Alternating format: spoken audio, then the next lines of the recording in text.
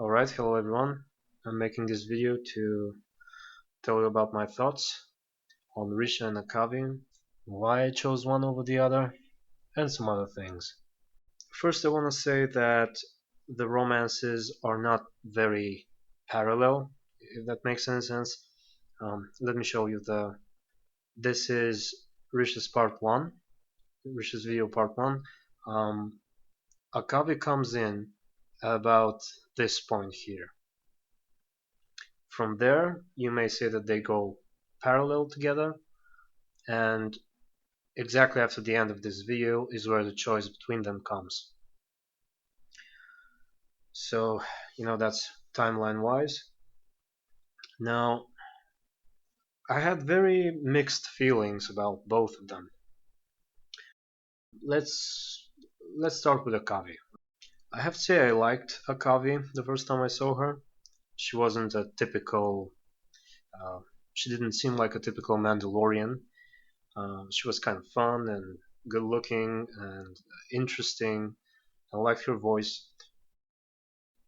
However, the first conversations with her, she seemed a little too ruthless, I guess, a little too um, tied to the Mandalorian ways. She kept talking about what Mandalorians are, how they should act, what they should do, how they should think, so on and so forth. Seemed it seemed like she didn't have her own opinion on things, and she would rather act as a Mandalorian as opposed to an actual person. There was one particular conversation. I have it up here. I'll show you. I want to trust you. But what about Trick? The Republic sent you to find the White Maw's secret, right? With a war to win, they're going to use him just like Shai Tenna did. There's a lot I'll do for money, but I draw the line at torture. Fine. I'll take him to the base. Better to go with me than a stranger. We'll meet you there.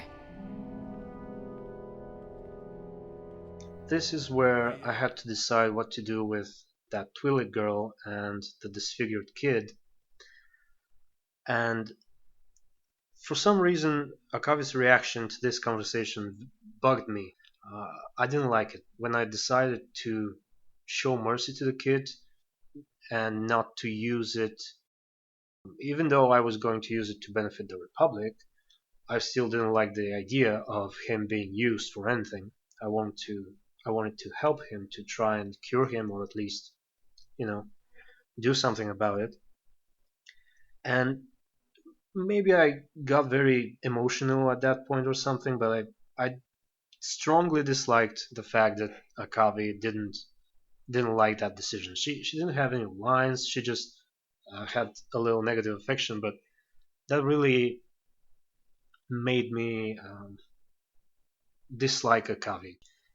It was shortly after that when I had the choice to when I had to make the choice between her and Risha, and it was very hard. I already had my reasons not to like Risha very much and not to like Akaavi, and I was very close to not choosing any of them. I was almost convinced not to go for a romance with the smuggler at all. But in the end, I thought I'll choose Akaavi and I'll see what happens afterwards. If I didn't like what she becomes, I'll just not gonna go the whole way with her. So I chose her, and thankfully, from that point on, she really started improving. In the things she did, she showed that she's not actually a Mandalorian before she's a person, even though she kept saying how Mandalorian words are sacred and if they set off to do something, they have to do it at all costs. If you pay attention, you'll see that she sets off to kill three people, two moths who she thinks are responsible for her clan's betrayal, and then the actual betrayer, Tiari Rook or something. The thing is, she spares both moths when she realizes that they're not the actual architects of the betrayal. And it's actually interesting because All three times I tell her not to do it, or I tell her to be merciful, to let go of that thirst for revenge. And all three times she dislikes that. She tells me she's not going to listen to me. I receive negative affection and so on. But when she comes back, she either spared the people, or in the last case, she killed the traitor, but she spared her lover and the rest of the clan. So I don't know if that's canon or if my advice to her actually mattered, but I had the feeling that even though she didn't like what I told her, deep inside she saw reason and listened to what I asked. And that felt good. I don't know if it happens no matter what I do, but to me, I saw meaning in it, so I liked it. So that's about it about Akavi. I don't regret choosing her. You know, I really liked everything that happened in part two of her videos. Um, Especially the letters in the end. One was really funny, and the last one was very touching. I really got emotional when I read it.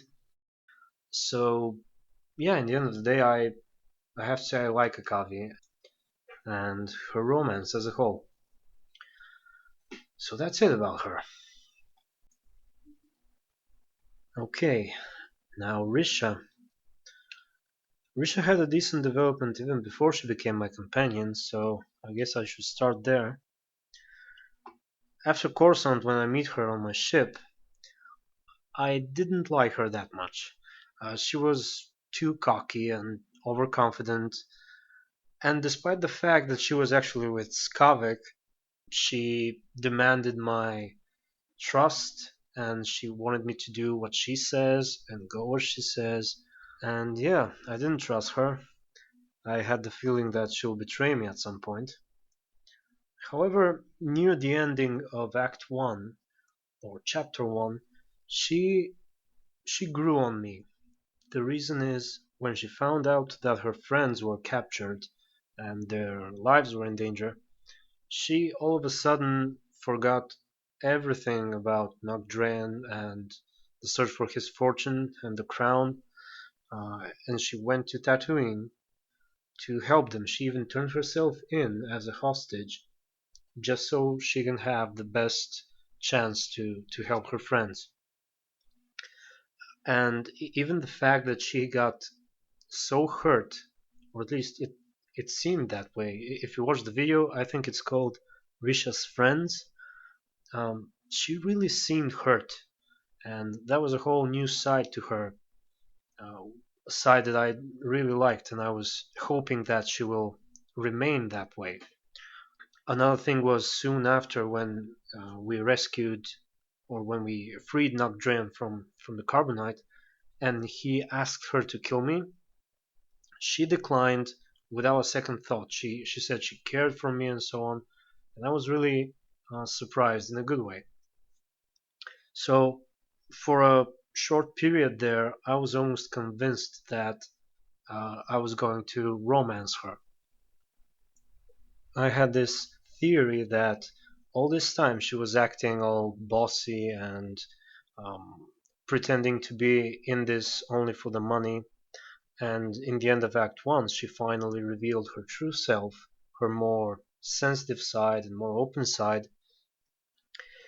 But it seemed I was wrong, because in Act 2, from the very beginning, she continued acting that way. She acted like she was only in for the money, like she didn't care about serious things. If you pay attention, nearly all her conversations end with I don't know how to explain it. She always says something like, "Okay, enough talk. Let's go shoot someone or let's go steal something." Right? To She wants to turn the attention away from the serious topics. And not only that, but she also tries to make me seem that way. When I try to look serious, when I try to tell her or tell someone else that I'm doing the good stuff because I think that's the right thing to do, She tries to tell me that I'm actually after the money as well, and I'm just pretending otherwise. Let me show you some examples. You're a mercenary who takes jobs for free. How do you plan to stay in business, Captain Goodhart? I always have credits to keep flying. The rest is spending money. So you're nice to people out of laziness? I don't buy it. The Republic can count on me. Oh, aren't we noble and selfless all of a sudden? Not sure what I'm supposed to do now. Everyone I've met from Dubrillion has tried to kill me. I don't have an army or a star fleet. I'm supposed to take over a whole planet with just a crown. I'm sure we'll come up with a brilliant plan, Your Highness. I have a feeling you're just in it for the money, but I can live with that. You do that. But don't take too long. I suppose we should get back to letting people shoot at us. I'm always here if you need me. I'm sure there's trouble somewhere with our name on it. What do you say we go take all its credits? What do you say we get back to our latest caper? Let's go find some trouble. Let's find something more exciting to do than stand around. Okay, so I don't know if I'm right about Risha. I could be wrong. She could be just only in for the fame and the fortune. But if I'm right, if she really is something more and a good person deep inside, I probably would have chosen her if she was also a little more open and if she had a little more faith in me. I think that's all I had to say about Risha and Akaavi. Tell me what you think. Uh, Once again, I want you to know that these are my thoughts about them, my interpretation of what I saw and what I've gone through. There could be other explanations. I could be wrong. In the end of the day, or in the end of their stories, actually, I like them both. I'm happy that I ended my story with Risha on good terms. And yeah, tell me what you think. Be good and take care.